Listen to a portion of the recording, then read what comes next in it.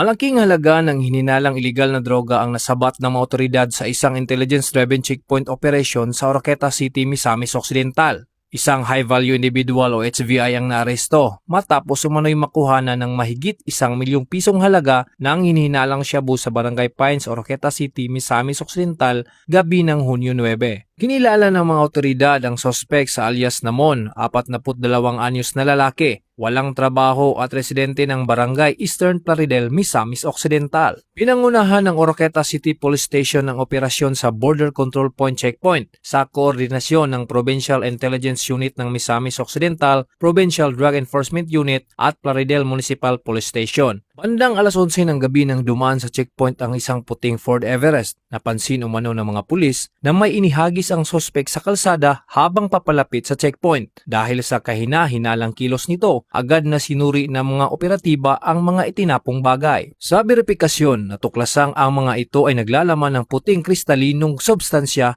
na hinihinalang shabu. Dahil dito, isinailalim sa mas masusing inspeksyon ang sospek at ang sasakyang kanyang minamaneho. Sa operasyon, na-recover ng mga otoridad ang iba't ibang laki ng heat cell plastic sachets na naglalaman ng hinihinalang shabu, kabilang ang 6 na extra large sachets, 2 large sachets, 11 rectangular sachets, at 10 maliliit na sachets. Nakumpiska rin ang mga bag at drug paraphernalia at ang Ford Everest na sinasakyang sasakyan ng sospek.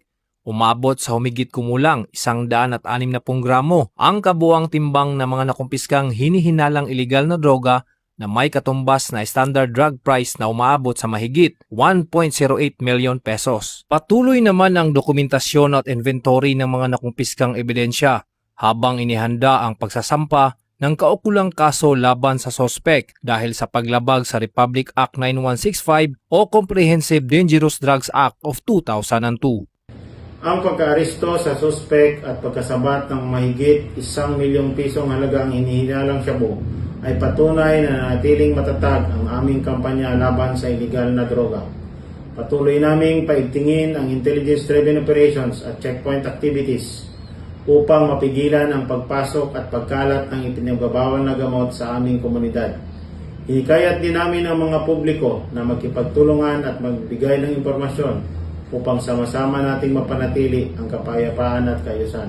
Patuloy rin ang panawagan ng PRO10 sa publiko na makipagtulungan sa pamamagitan ng pagbibigay ng impormasyon laban sa mga sangkot sa iligal na droga. Bagong PNP para sa bagong Pilipinas. Serbisyong mabilis, tapat at nararamdaman.